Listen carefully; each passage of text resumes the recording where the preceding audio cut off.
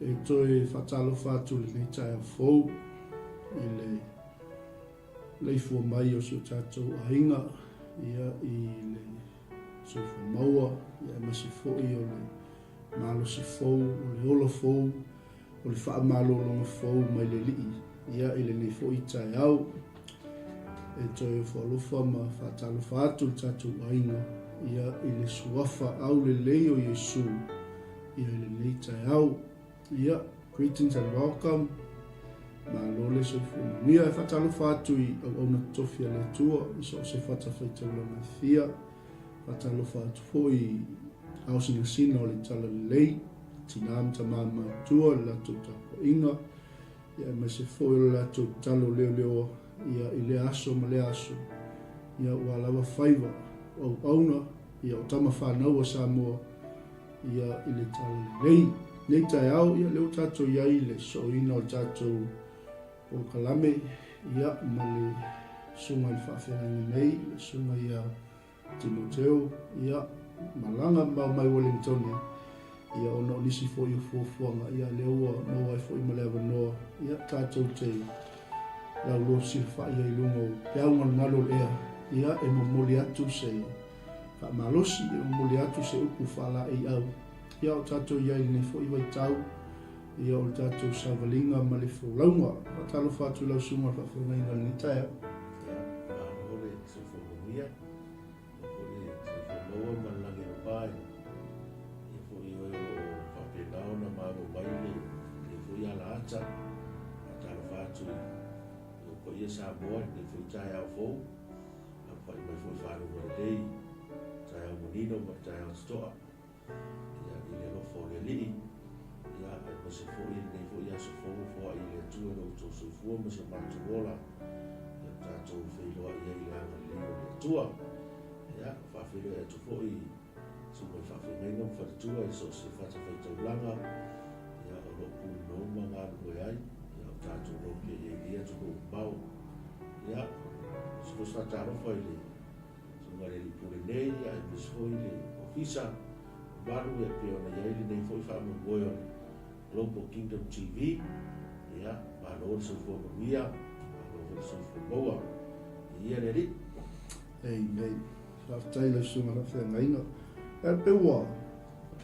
Whatele ina lo oli nei tai au. Asalo ai ono walata mele aso e taliwa tuai le. Tinama le. Man whanau tu lo. Ia, sunga i le. Ia, mele me tu pai si tuai le anu aso. Ia. Ia, au ngā foi e, mo foi sina marolonga nei foi tua tonu aso na o maiai. Ia, ai whaftai, mo foi mōna manoa o mai whaftato po kalama, ia le tua, whaftai mo manoa. Ia le tua, ia, tato ai ngalita e au. Ia leo tato ia i le so ino tato po kalame, ia pia ona silsila me lunga tato screen. Ia olo o ia le website ia ma le tautua fo ia le sunga le whawhenga nei ia walawa ia so tātou atunu me se lava so stangata ele na o le community sa mofo ia oi lava e o tu ia il au nanga ia olo o tautua ina oi ia pe fia a nga ile nupa ia ni taia ia le la a mata atu kama i video le ia ona totally mai le ia i le whaawawina o tatou pokalami ia o le alia tuas ia i le nei fo i tai au. Patalo fatu i lau mai moanga Samoa i nei tu lau le aso. Io paia whale tala le lei, io mamalu whale tunu u tainane o mamalu whale malo.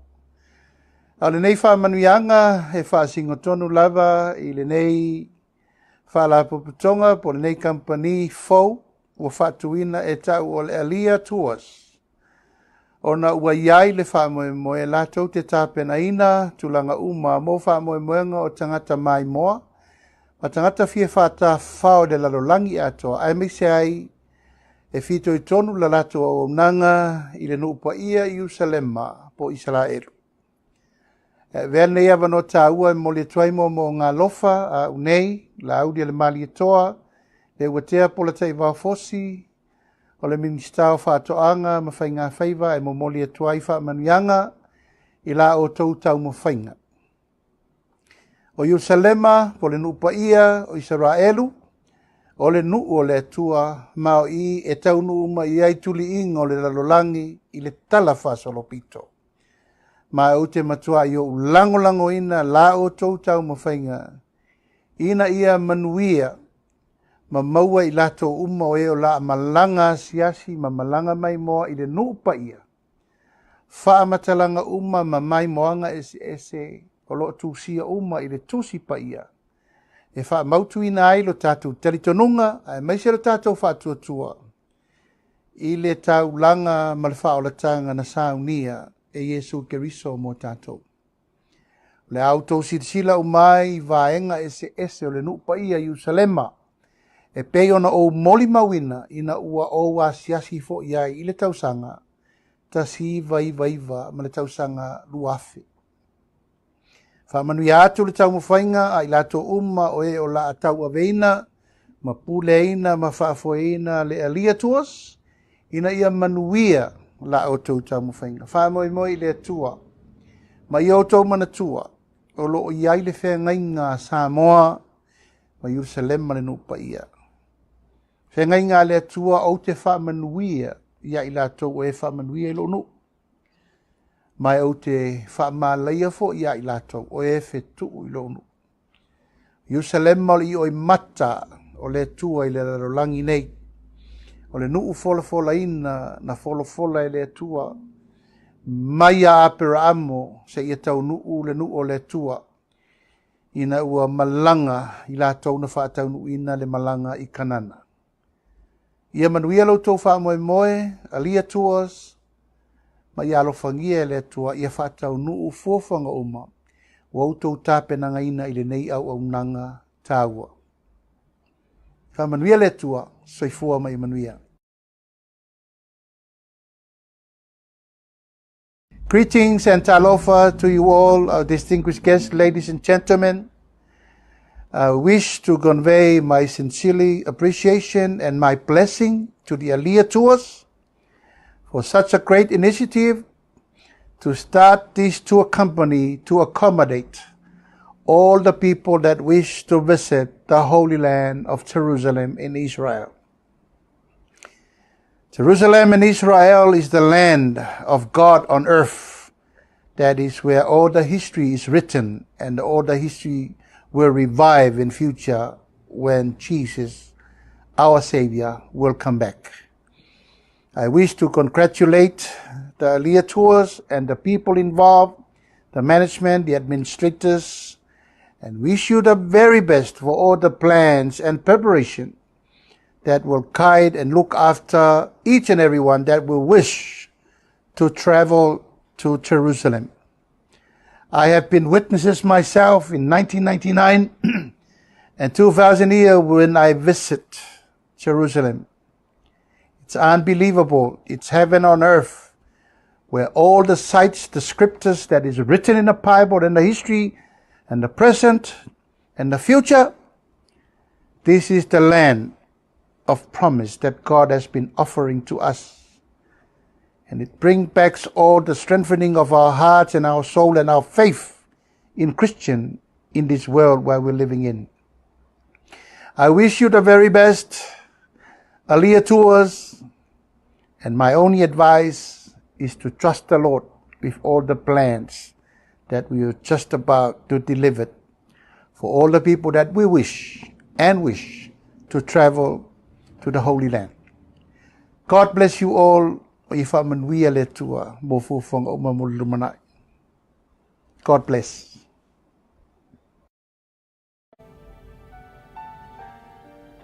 Yeah. O tātou whalaunona mai le tātou tamā, ia, songa fo i lau le mali toa. Ia ai tuna te pele wanoe le songa le whawhengaina.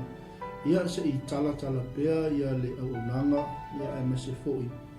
Ia o le whawawina o tātou pokalame peo na iai, mana ngā whaloa. Ia, mahalo, mafutai.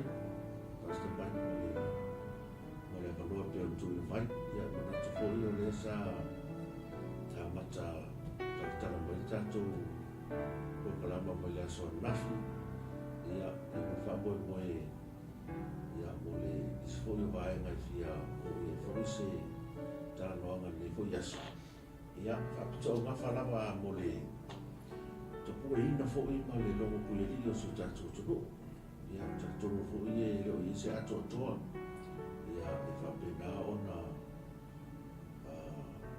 ia i le fio ngale atua ia e tātou nea fo se vai ngai tātou te whaasoa i e fo i ia whapena o tātou wawai whaatasi ai i le fio ngale li ia e mai se lawa le nei vai tau o tātou ia ma le toi taimi o tātou iai o tātou iai taimi whainga tāo le nei laula ia ma taimi o toi taimi ale atua o loto toi.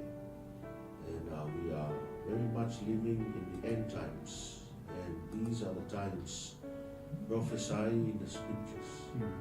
All of our being now tato soifua molai, and many of the things that are happening today are prophecies fulfilled right before our eyes. Whataumuina o fe au whapewhitanga o le whionga le tua i tato tai. O te whiawhia fo ia uia, mo se whiawhia fo ia tea. Mo lea i mo whaioro mo le momina. I e tele o pewhitanga o whataumuina i le tato tai. O mea o mori pau mai anu tusi pai, tusi al whia a whetau samata mai. I si fo i nei pewhitanga o i lua tonu wha whetau samata mai. Paro i aira o pewhitanga. Ia le o tātou wāwa i lawa i tātou taimi. So o se whiwhianga lea fo i a tau fo i peo me e tātou o kalama me Yesu.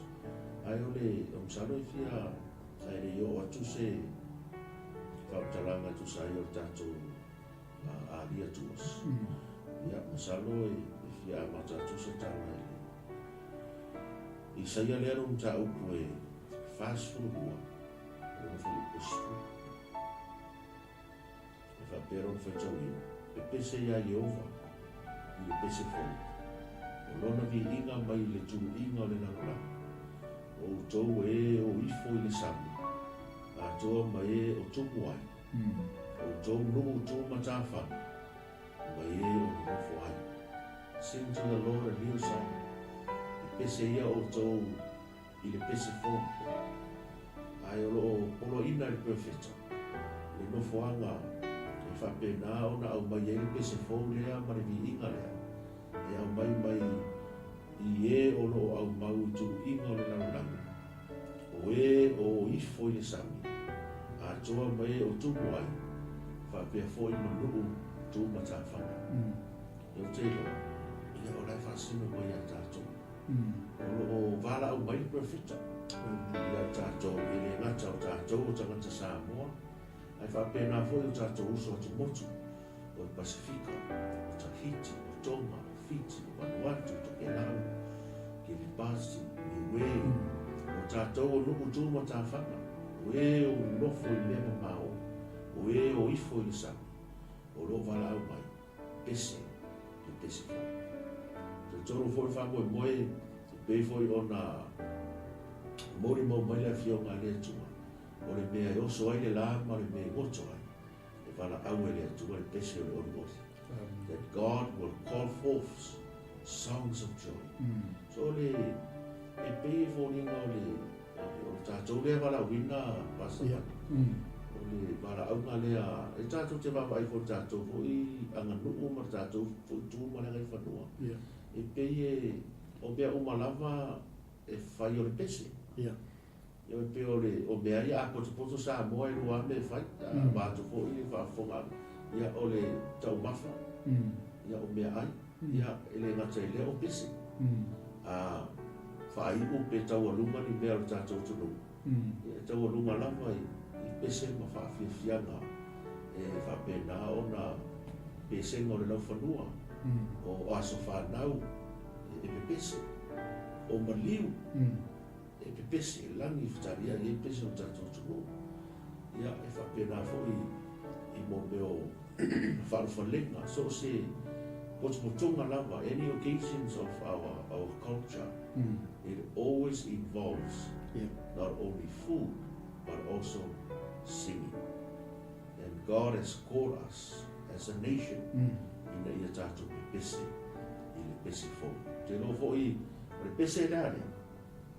O le maona pe pese au ngata mao, o si o tātou atunu. Na tātou pe pese ai, e ala le le mori mawina o le tala le le. E anga ia tuai nuu mamao, pe o na anga ia tuai Papua New Guinea, o le atu Solomona, o Vanuatu, o Tokelau, sa malanga ai le tele o na i o tātou au ngata mao. O tō tere fo i o nei au ngata mā. O la e lango mau, ia tunu o mau ia. Ia tunu o por whanua o misiona. Māni li wai. Ia le tau mate fo i, tō tere fo i. O so tātou tunu o mai se isi o tōngo o mai mo mai. Ia le fiso o tai ai i nai ta mā mana i tina. Misionare sa ngoa. Uena malanga tu na ruenga o tana le. Lea ua whapena na lato pipese ai nuu ia. Ese ai no ese, o mori maui na aire tana leia le tua. And they continue to sing that song, the song of joy. E ui na tangata waleina, e ui na whasiotia whaamatua, e ui na le whaion toi fo I mai nisi o tō tele. But they sang the song of joy. Le pese o le ori ori, o le hare pese o le ori ori. Le pese o le tala le lei. O Yesu le wiso I lona maliu, o lona toi tu manu manu mai. Te lo fo I o le ngarwenga tele lea. Sa a mata mea ina I o tātou tua a, o e ua lango mau tia sa. O le pese ina o pese lea. E pase. O le tua I ui tau lea moa o fo ia. O lo whamalosi. O a o le pese lea. Not so much o le pese le whaiona whatima. But it's also talking about the kako pese o le mori mau atu. O le tala le leia Yesu. Ua e pei o le tū palapala lava lea o le tātou atunu. O le mori mau atu lea. O le tala le leia Yesu. Le foi o tātou o mai e foi nei atunu o mau. Langa o la iele wala anga le atu o le nu.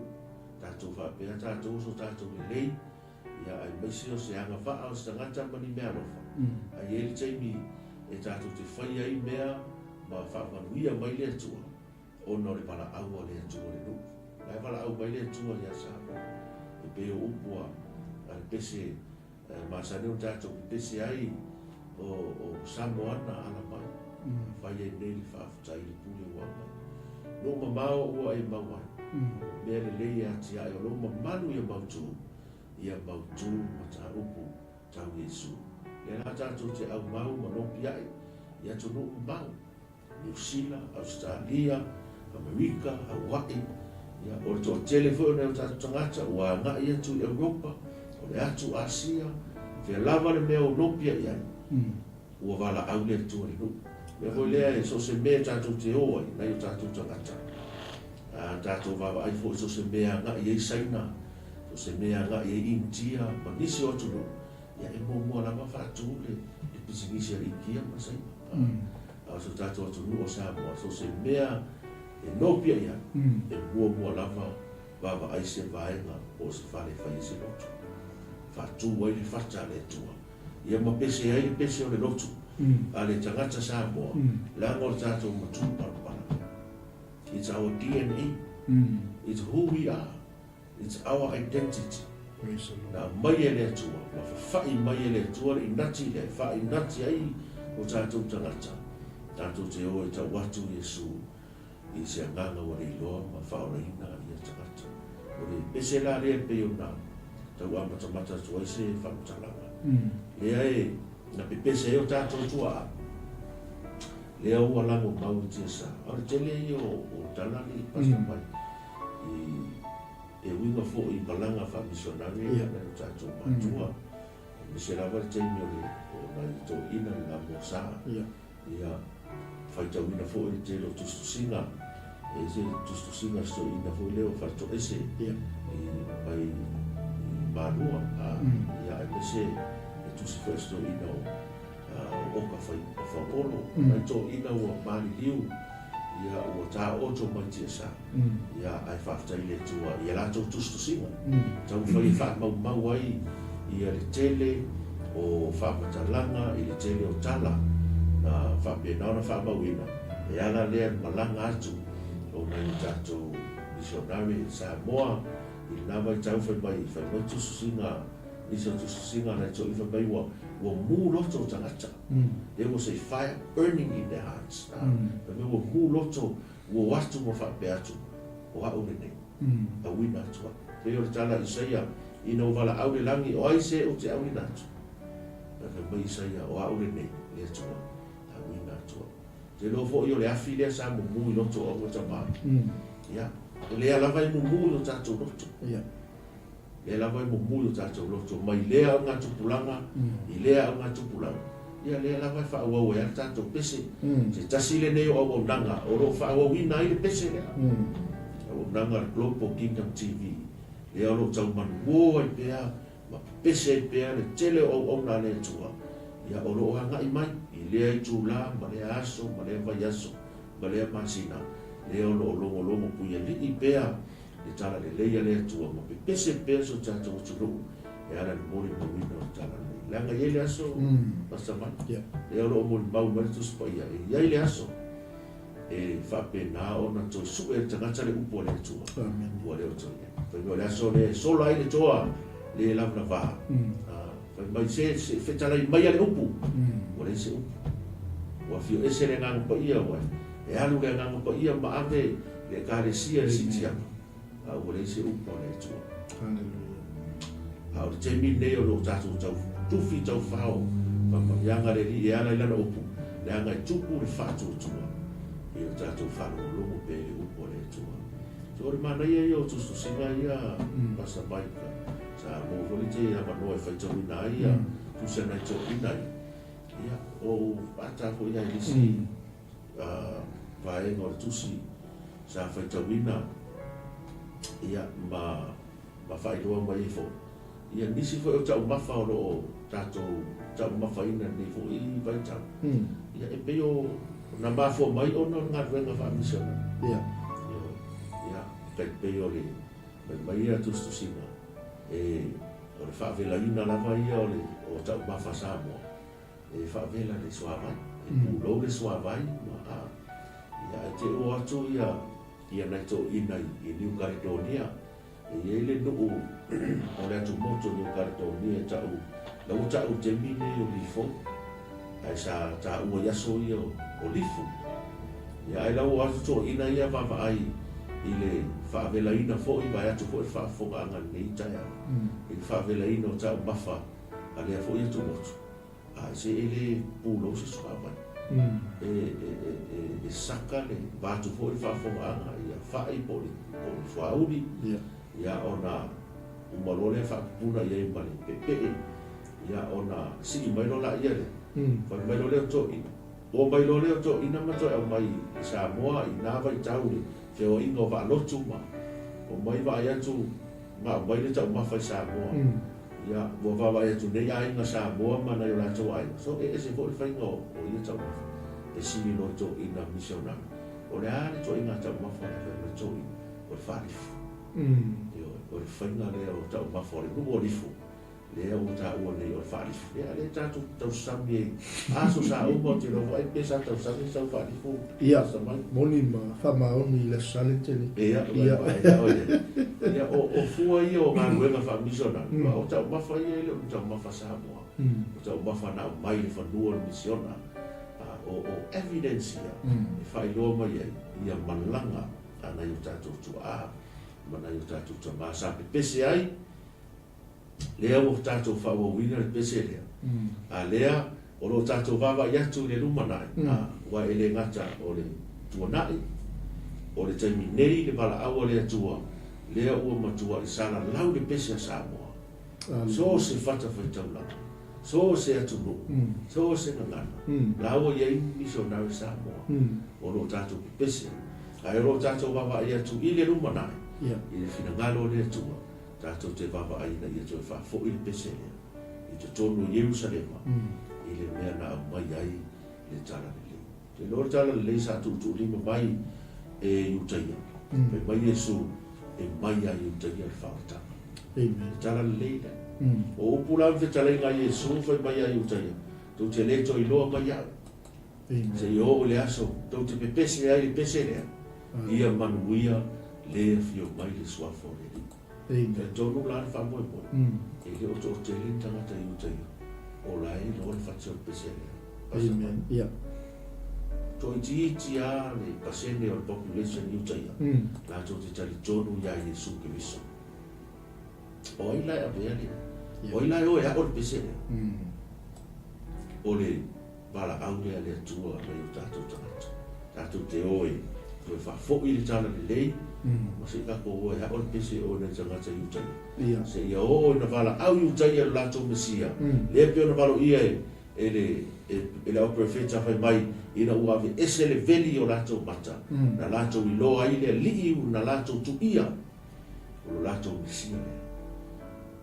O le wala au la le tu. Ma i tātou tangata Samoa. Ina ia tātou wala au atu. Te roa nai mo mai nai.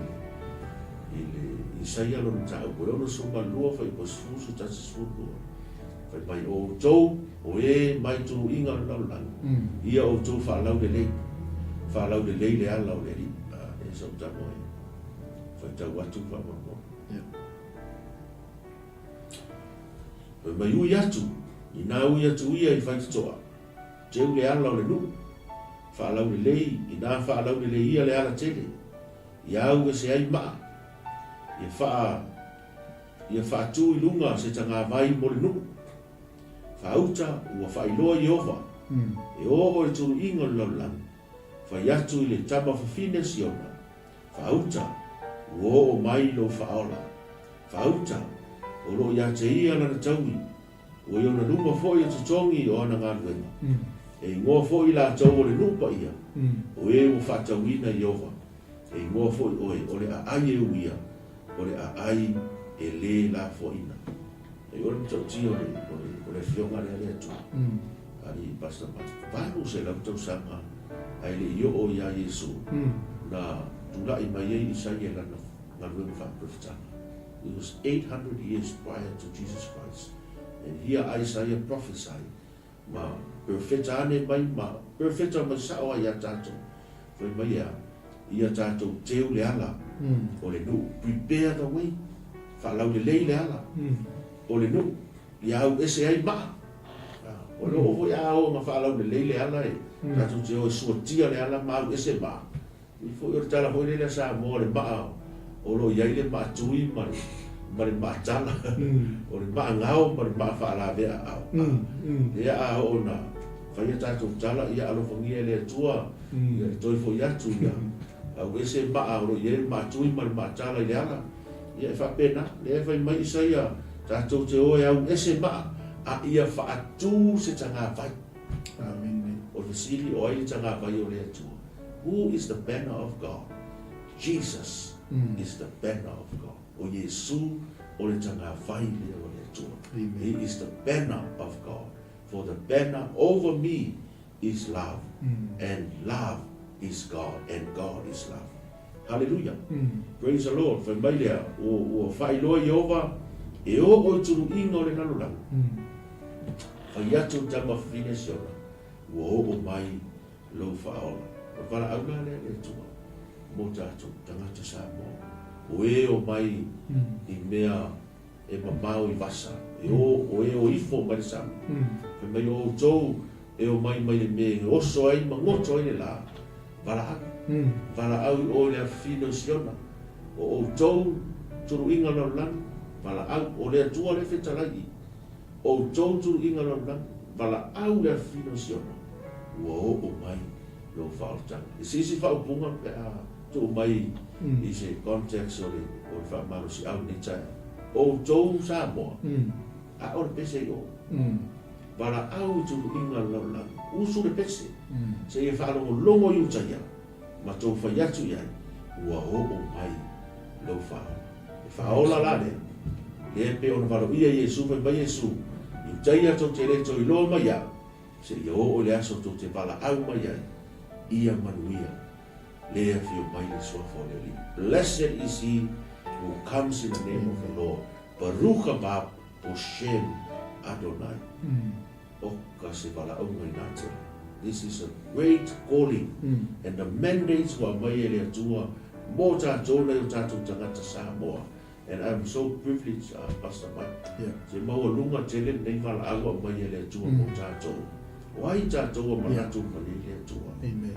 Wai le atali o tangata wasiasi mai. Ya wai ya. Amen. E maua le nei wala awa mai ele atua. And God is speaking directly. Fatu sao mea le wala awa le atua. I tulu inga le lalang. Ia tātou tangata o Pasifika. Ia tātou tangata Samoa. Whai mai, hey, you, call. Okay, sorry. Amen. Se whawhitai le atua, sorry.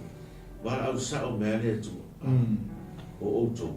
O lo ia te oto le whaunga. O lo ia te oto le pule. You have the anointing. You have the calling. You have the mandate. That you can call. E te lona me mai ni Pastor Mike. Ua whetau sanga wala au ni so ngale e mopa. Ua whetau sanga wala au ni so ngale Amerika. Io. But the problem is, o tātou lenga, polo api mai e tu. Ele a vei oi, nai missionary e polo inga. Na o mai a tātou polo inga. So our voice carry that anointing. Inga ia wai mai e talinga o iutaia. Leanga e foi o ka ko sa moe e pi ai ma fo mai o tātou tu mo tātou wanga. O tātou a le se masi mai. Si ana ngale. Ele mau i se atu lu o na a pe o por pese e ma bulu mai ar fa por mo. You need to tātou tu.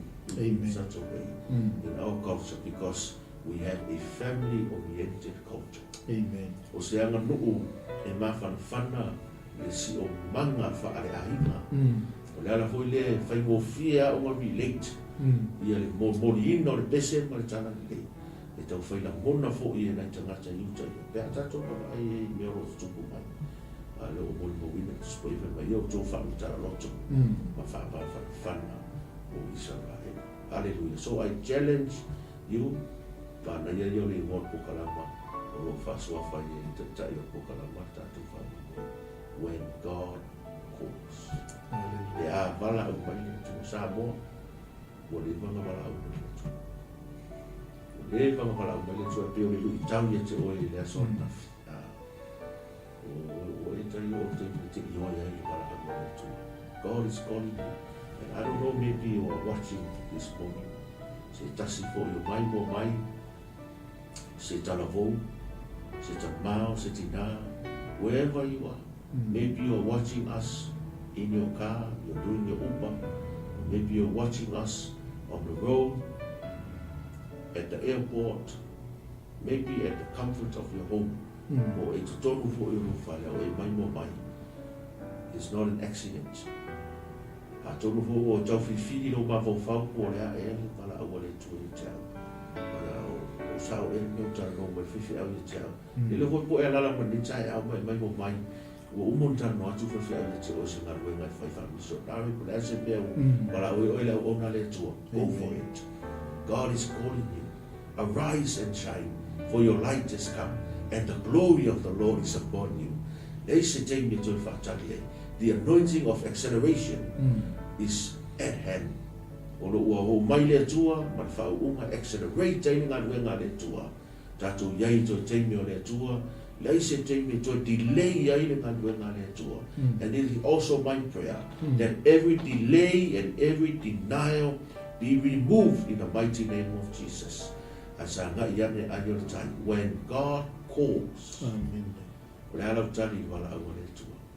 Tu lai loa, tu tono lau e kālesia, tu tonu o mafutanga mo society o lo ngalo e hai, tu tonu o whalwhainga ruenga. God is raising you up for such a time as this. Sing a new song. I declare that you shall sing a new song in the mighty name of Jesus. Praise the Lord. Ya sempre mo umi eri ila Pastor Mike. Amen. Also sing a prophetic song. Oh yes, hallelujah. Ta ua ia o le tena. Ke lo ia e pese fa profeta. O ngai ke pese le unknown. You are singing into the unknown. O le unknown ke le lo po ane lumana. Praise the Lord. Ana o le mai whaapirewhitanga tātou te pese whaapirewhitanga. E o le pirewhitanga e lia le safa. Pe mei e lia ane whai ane. O le la saure tiu. La pa u le wanga. Ai le se wanga. Ai nga pese te maro whaapirewhitanga. Nāno lo le te talo. So lisi le me tā ua te lele I pasta mai. E le ngata o tātou pese whaapirewhitanga. Ai ka mō me le tātou ta talo inga ia whatau lupo e le tua.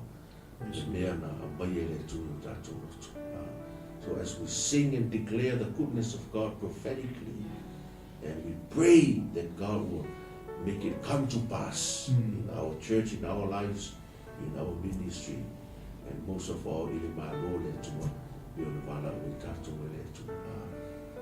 hallelujah. Amen. Well, we'll get back to the maulinga tatu amatai pastor. O mai le melo ki mga o tatu.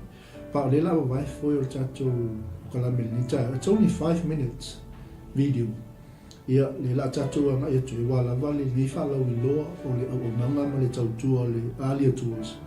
Ia tatu taliu mai ia on toi fa wa le tatu o nanga ni tayo. To all our friends in New Zealand, Australia and the islands, I have good news for you. Aliyah Tours is open in your region, headed by Timo Williams. The whole idea is to bring Christian groups from your region, churches, leaders, worship leaders to come here to the land of the Bible, to be encouraged, to walk where things really happen, to taste and to touch the miracle that God has done with the people of Israel. I want to encourage you to be in touch with Aliyah Tours so they can organize your next tour to the land of the Bible. And I hope, like we say in Hebrew, Bashana Haba B'Yerushalayim. See you next year in Jerusalem. Thank you, Timo, for all your hard work. To you guys, let us come up to the house of the Lord in Jerusalem.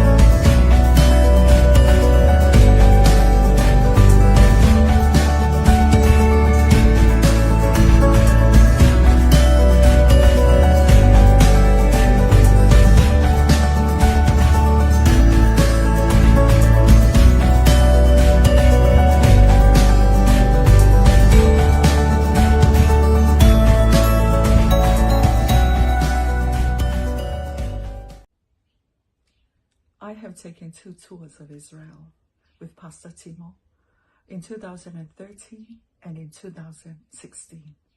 What I like about the tours with Pastor Timo, the tours of Israel, is his intimate knowledge of the land of Israel, his passion for the people and his passion for the land. He's a great Bible teacher, and he was able to explain clearly the events of the Bible that occurred at the various locations we visited.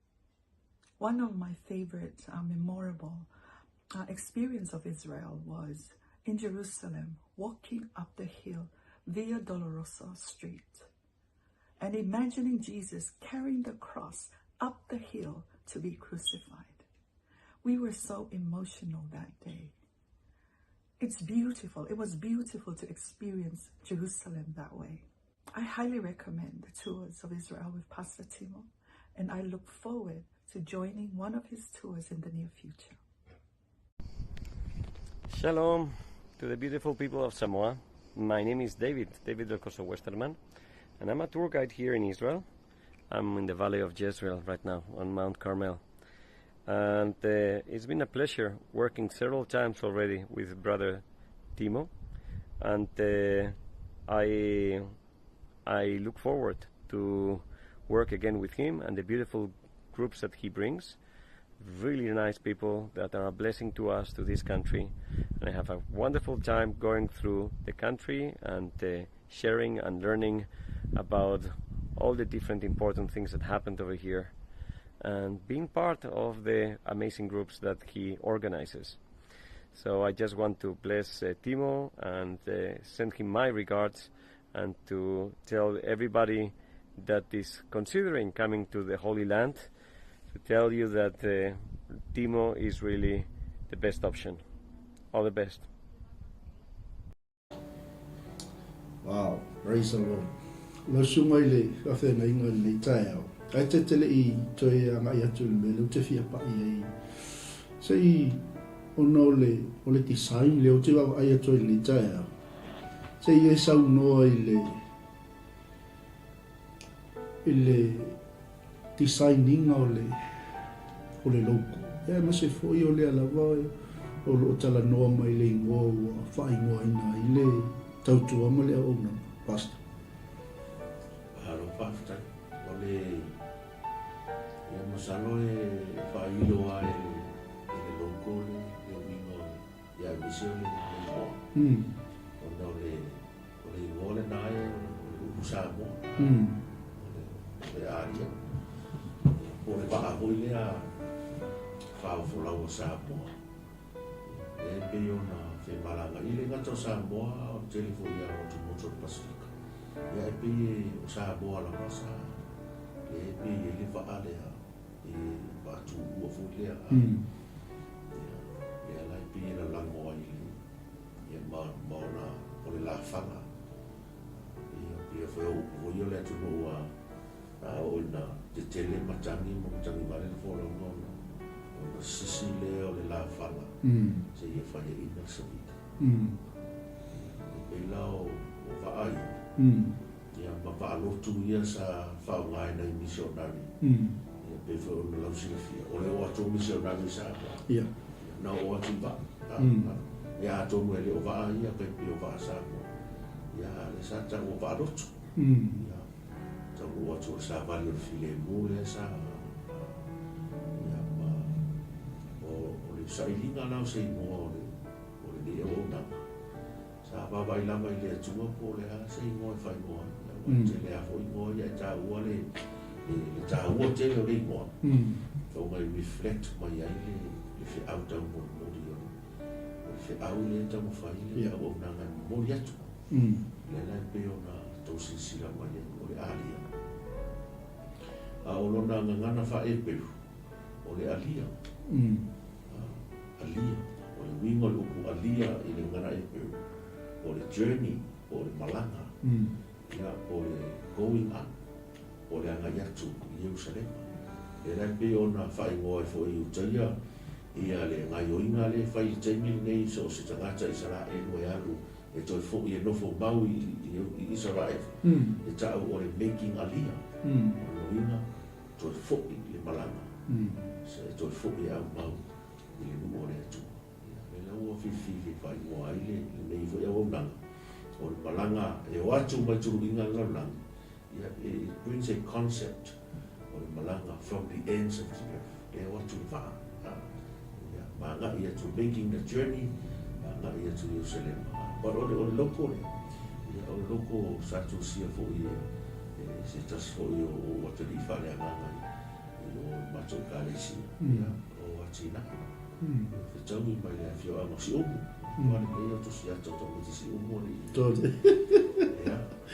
o so le ale sa tu sia ia a o si fo'i o o tari whare nganga fo i o le kāresia ia e whangai o le digital o senes ia o le maui stam ia o ia la le sa matusi o lisiari ia ai wha digital o le si ia ma whaunga no matua i o le fua sa mo ia sa o whaso nei le sunga le pule ni chaya sa pi e le fua i sa vaet ia ono no cha inga la na pi o malanga ia ngai i sa vaet ia tui cha ina toe wha fo i mai e matu whainga paanga fo i Jerusalem ia ona i o le tele o no fuanga ia no le pasi ia ma vaenga fo i oro ia ia sites ese ia o niso sites o lo stono o le tuno malo Palestina malo ia le tele o ma fa fu se ia le pasi o pe ma ia le fua i sa vaet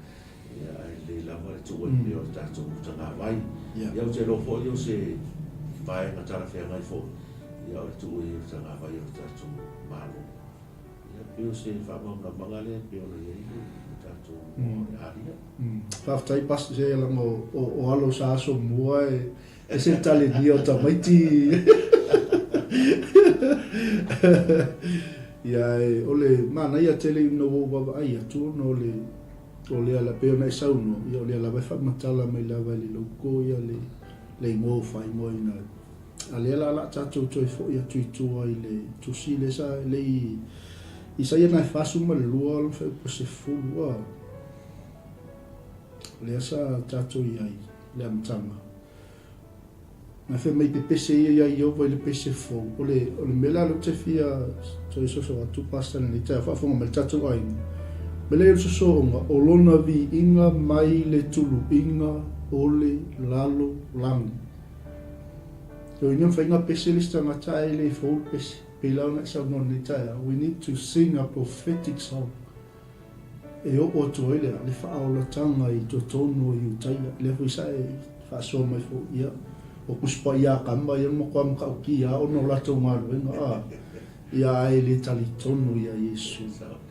Mela ia o tou o o ifo i le sami a toa mai o tumu ai o tou nu utu matawhanga ma o no nofo ai e o le vaenga le o toi fia foi le tite i tua pasta se i o no le alawa e wha perfetanga mai le tato pokalame le taia mo o le te mai mua mai tato uma o ie o kako nu utu matawhanga ako ke koe o e pese fa o tang i Jerusalem. Malanga fa lo. Fa ia sa o le la a o le ngata o le pese. Ia fo le pese. Langa ia lisa ngata o le pese are pese lo sulto sa o la pese ia e ma fu o fo le pese. O ngai fo me e fai le tu. Pe ia o tātou a ia se mea fōi whai le tue te oi. O ngai anu le e tau tino ai. Vai mori mau o ngor mea lea. E o fōi le mai aso, toi la mea i fōi oi le tua sisi fōi mea nga whai e le tua. E koe pese fōi pese fōnga. Manisi mai aso koe pese fōi pese fōnga. O le pese la e pe pese e tātou. E se pese e pasta mai. Ma e se pese o te pese. E se mea la o pese i fua o ia pese pasta mai. E wai e se mea nga wha ui e le tua. I fui oa. I have my own journey, my own alia. O alia ai mo wanga ia tua nga Jerusalema. I lein sia, wai mai o le ala tele lea, mai wha lau le lein le ala lea. Le la kako ke kamo mo e le ala lea. Toi fo iatu Jerusalema. Ai ei mea fou e whai e le tua o tato wanga ia tua. O pese fou la ia. Kako ke pese a koi wala awa ku ia i lea fina siona. O mai o whakta. Pe kai pea o lea mai e tuspa ia. O le pese a mose, whai mai mose i ngā ua umona wha e mai e lea tua mai sami ula ula. Whai mai ona pe pese e leo le nuu. O tae miu i ama le topa. Ma whai mai a weo o wharau mana ka viota mana sau whanua. Ua lafo tu i mai. I le sami. Pese na o upunga o pese a mose. E le i pese ai la tāwita le pese ina. Ngā o mose anga pese nga o ngā o le mea na wha uia i le tua mose. Ai o mai fo te me pese ta vitai. Oka. Oh no le mau pese. The Lord is my light and my salvation. Whom shall I fear? The Lord is my shepherd.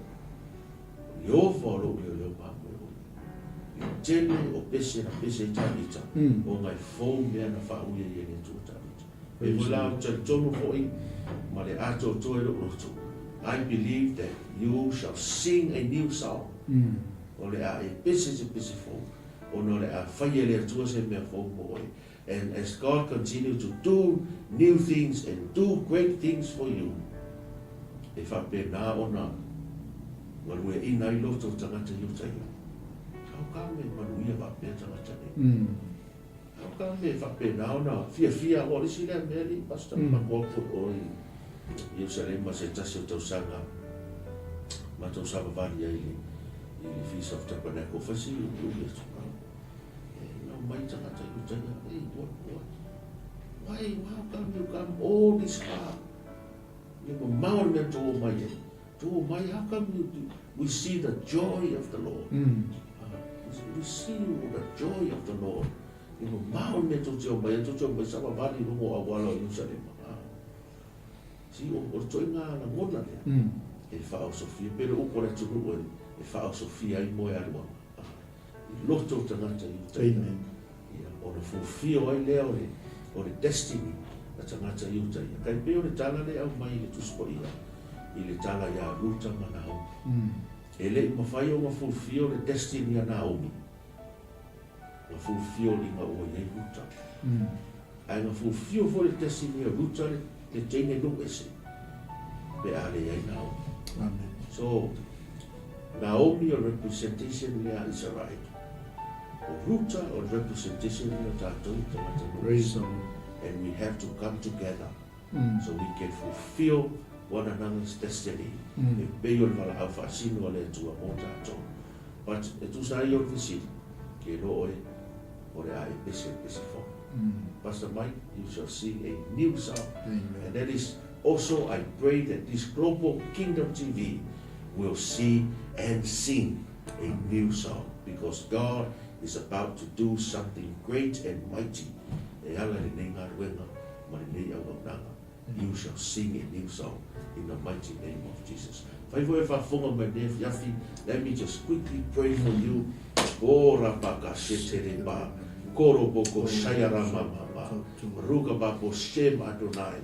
Father, I pray for every viewers that is viewing here today, right now, Lord.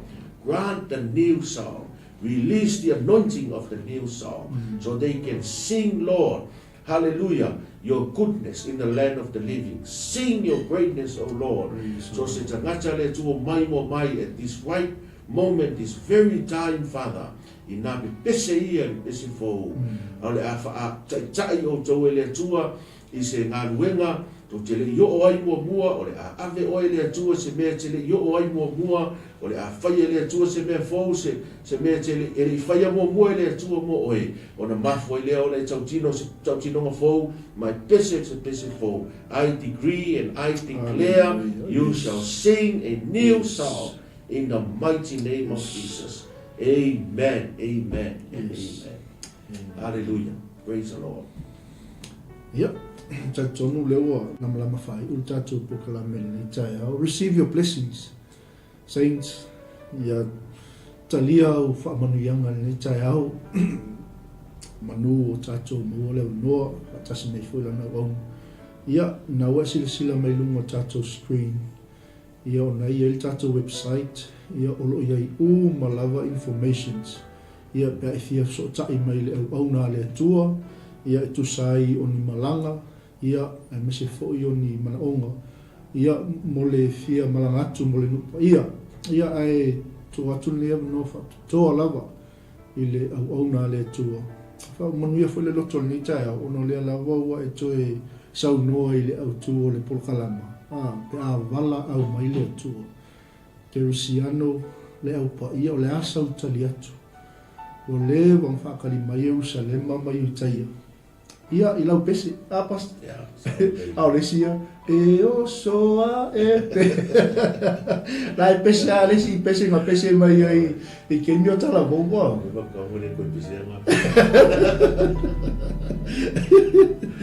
Ai, to atu lea noa, mo I lau sunga whawhea ngai.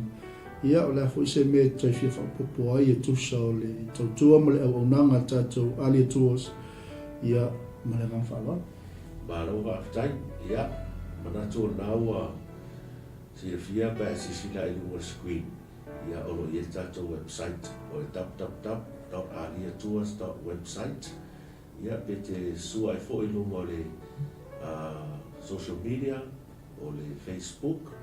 Ia olo I le Alia Tours. Ia e whapenao na e sisila I fo I mwhaitawina. Ia ai mwese fo I ia le team. Ia e pei ona I le au nanga. So se o le au nanga ni e le whapitoa mo se kare si stasi. Ia po ni a o tuspa I se stasi. It's an independent company. It's a company a lea tua. O te talaina whapitoa lava mo na I tātou tangata. So se tasi lava ia e kare sia. Whapitoa whafonga maina I au na lea tua. And if you fear from the Lord, ke mo rao others our youth group, o your choir, o ia ko se malanga se kalesia, e o fo ia o matuspa ia.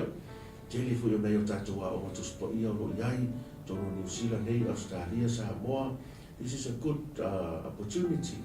E mo whai o 𝚟𝚒𝚘𝚒, ia malanga, e whai o tātua o whai mo meo archaeologists digging, eli mea fo ia mo ia, o ani so suenga, ia o agriculture tour, to te oi wawa ai le soringa o le vine, I nā aso, ma le soringa o olive, ma le whaingo le soau, ma le anointing oil, so se mea lava I ma whai ona 𝚟𝚒𝚑 te whātau me whina ngalo ai mo students, ia sila ai whafsotai mai, ia tātou website, olo iai lunga I nā, ia whai mera, ia o le telefoni, ia mese fōi, ia message, ia whaionga send mai isa message, but o le taimili nei, e whapenao na whalau I loa tuai, ia I so se kālesia lava, o le telefo ia na ia kālesia o whaasotai mai mo tausang fō, ia nato malanga, ia mese fo iau tala fō, o umona whaasotai mai mo le tausang fō, ia o le a whapena fō ina whaatau nuina, o malanga le so mai nei, o le aso sa fulu, ma le wha o aperila tausang fō, su lima o puila se o le sokusfu bono ia o le temila nei e te whaato ai mai ai pa e fia malanga ni malanga lea ia o malanga lea o malanga o lo whapena o na mopolaisi tonu Amerika I le sunga I alpati whangsau ma le la tau fo I team I tonu 𝚟𝚒𝚘𝚒 California ia ai te tala fuile ma longo niso tātou I malanga tu nei New Zealand Australia ia e whapena o malanga ai ia fia malanga lea. O lo loman malanga nei li pa ama tonu ka yaso le aso whao November se I o le aso sifuru ma le valo o November. Ia ai lo talia pia rupe maunu I le wha moe moe matula I mai tonu le luo le atua ia pa o lea tātou te talo ina I nei le fili mua le lii ia ai mese ina ia so longa to fui I le tulanga sa iai ia ai awane I whaateleina le taua I peno na tula I mai tonu I Israelu ia e talo mo lea whamoe ia olo iai fo I mātou team mātou fo whalongolongo mai ia mātou team ia sauni ia le telefo I ona I au ia e whapena ona whapsota I atu wata I atula ia o le uso ia rev whalitakaloa ia tofina ia nai ia o le uso ia taisi jay ia matofina ia bito ia o mātou team na Pina ona mātou ngā lue whatas ia wala mātou whainga ni whamoe. So it's an open invitation to all the pastors, all youth groups, all churches. Ia o te lo foi ia e whaima whasotai mai foi I tātou Global Kingdom TV ia mo I lātou oro au mau nei au kilani ia whaingo fie foi nisi o awala whai ona ia tātou sotai inga ia ai awane ngalo ia te oi when God calls, pala au mai le tua.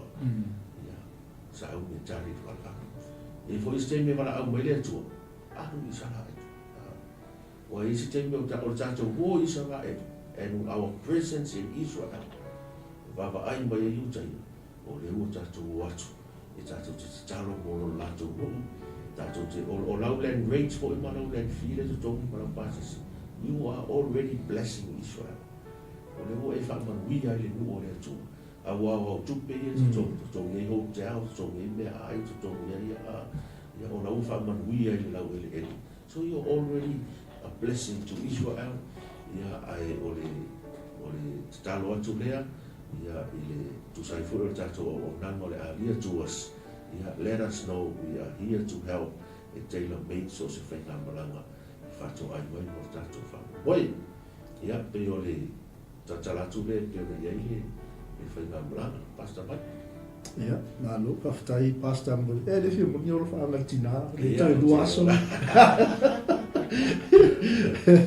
wanga patara no whainga le la. Oi, okay. Ia, mo le tere atu lawa whaanga. Mo fo i se tato tano. Sa moa ia a whai fo i mua i se tala ua le tau tamani i o tau whaafunga mai. Ia, a so tu ia vai maru puenga. Sa tonu lawa whaamo i moi. Ia i fo tei me poto ai tau tai e selo na atu yama. Ia ai ta tonu. Ia u soso ai mai le atua mo tātou. Se lui tau fo ma se whaamalos au. A pito o ngawhana vai talavou. All the youth and the young people, if you are hearing this program today and tonight, or wherever you are at in this world, or this in Neila Langi, Professor Mel e Auma Wai, o lo o wala au le tuanite. God is calling you, and arise to lailunga ma e tahi le wala aua le tua. O lava ia le nā whaparapala, o lava ia le nā panye, o lava ia le nā nofo, ia e tu lailunga. Tahi le wala au, go ask your pastor, le ase meu te whaia mo ngā ruenga le tua. Alu fisiri lau whiwhi au, siri lau youth leader, fisiri lau au ngā sa, here I am. Make yourself available. Accelerate le au ngā ruenga le tua. Ai a mata tu tutongo lau Jerusalem. Within your church, within your community. Yeah, and then you can look into the nations and then back to Jerusalem. Yeah, moli e tolo whaanga, se mato e kāre sia foi, me Noah Prayer Mountain, lo whaafonga mai. Ia vai foi te au mau ki la nei stemi te sua toi Wellington se fulu tasi mo huia crescent me Noah Prayer Mountain pa sanga I tonu lava ma farsukalaki o le Whitaker ia e te sua tu tato mafuta sa uninga ia sa a foliva sa uninga whakwertania ia mas fuma tasi sa uninga sa moa ia sua tu tato mafuta telefoni foi ia sisila I lunga le alia tuas ia oro ia umafsota inga mo le sota yatu ia tātou mafuta fo I le lofa mareanga ni. E lofa te le atu tātou kāresia, whaftai talo, malo fo tākuai, ia whaftai fo I mo tākua inga so mātou inga. O le aso whawele nei, whamon mole, a whai o whaafonga mai nisi oro au mau Wellington. We are doing a special service this Friday, 6 p.m. It's a ua o le prayer for Israel. Prayer for Israel. O le nei sauninga, o sauninga mo sostangata, Whātua mo sustangate tu mo Israel. Come out to Menorah Prayer Mountain Apostolic Center so we can stand in the gap for Israel. Yang tatu talo fo mo na tangata Palestina. Wele ngata tatu talo mo Israel. Be ona polo ile le fionga le tua mo file mo lora no. But tatu talo fo mo na tangata Palestina. Ina Yesusuru ile para malamo le talo le leo le tua. Ia faola ina fo ilato awal fina ngalo le tama. Ina ia whaola ina tangata uma, including the Palestine. Praise the Lord. So come out this Friday, 6 p.m. If you are in the Porivo area, Wellington area, yes, to us to prayer for Israel. This is just a one night service. And if you have a shofar, it's also foul. Shofar. So we can blow the shofar from the ends of the earth, blowing the shofar. We are going back to Jerusalem. We have been on the year feeling more than two. You don't know. Yeah, after tell lava, before never know if you're more than a time. So what I will name, so if you have your pastor Mike, yeah, or not near, but not a woman near, or no Roma. Yeah, go before you know, over the 40. Yeah, my lava that's on Nafi, Yo mai fo I nei tai au ia o fa pena ona mo ni ma no ta to ma tai mo le tko fa tai tele lava se o so TJ e fa lo mai ma ia fa tai lava ia come out. We also have a furniture shop there in our building. Ia fa fa mo ia sa o mea fa le ia suatu a fa le so tu pe ia watu a watu fua ma oi a ve fa o ba fa manuia ia tu pa o mea ta talo mo le kalesia le tua ia mo ta talo mo le alo le talo le le tua ia lo fa ma le alo le. But thank you so much, Global Kingdom TV. God bless you. I pray that may the Lord bless you and keep you and shine your face over you and lift up his countenance over you. And I pray for extension of this Kingdom TV, and may God enlarge in such measure for such a time as this. And I pray for favor and grace, exceeding abundance above all that you ask and think. Pastor Mike, hallelujah. Greater things is coming ahead.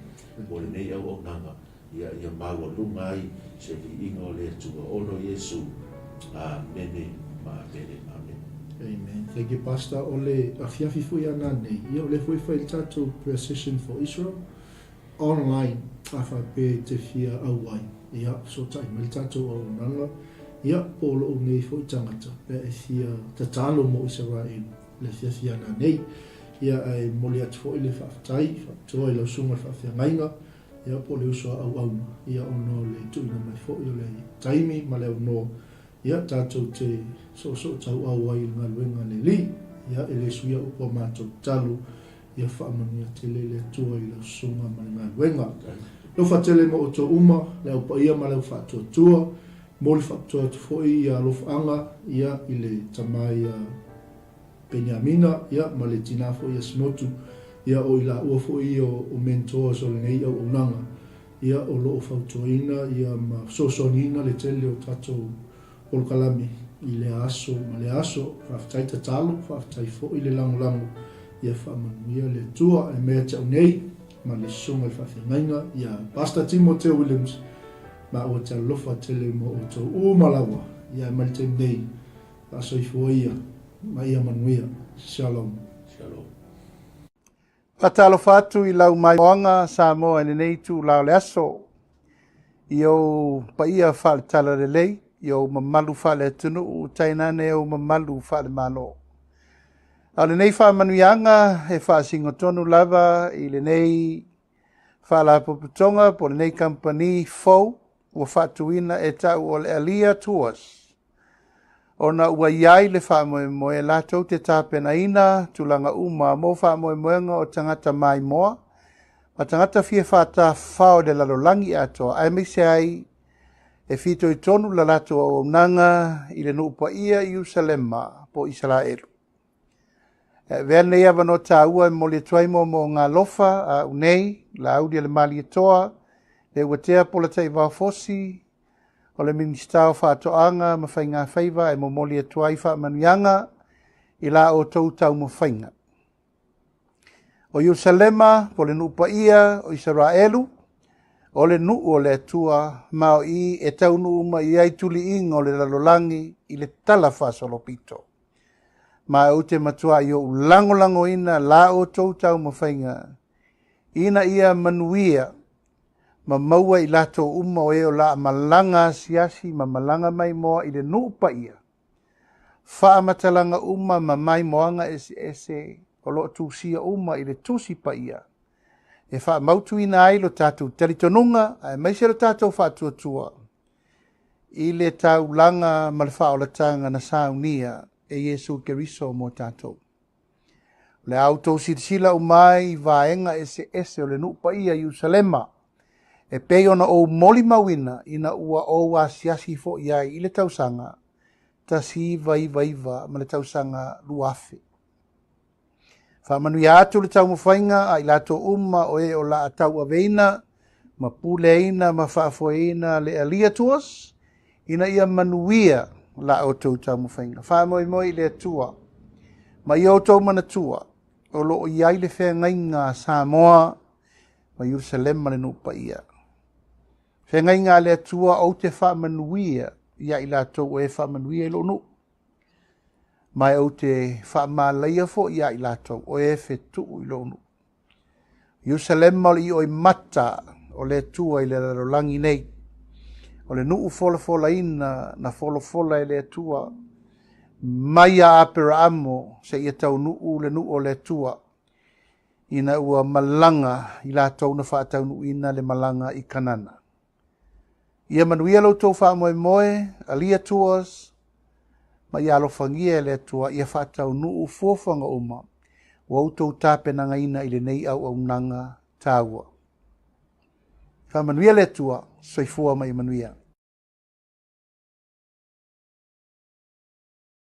Greetings and talofa to you all, our distinguished guests, ladies and gentlemen. I wish to convey my sincerely appreciation and my blessing to the Aliyah Tours for such a great initiative to start this tour company to accommodate all the people that wish to visit the Holy Land of Jerusalem in Israel. Jerusalem in Israel is the land of God on earth.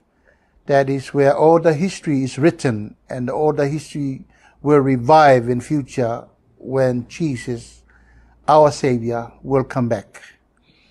I wish to congratulate the Aliyah Tours and the people involved, the management, the administrators, and wish you the very best for all the plans and preparation that will guide and look after each and everyone that will wish to travel to Jerusalem.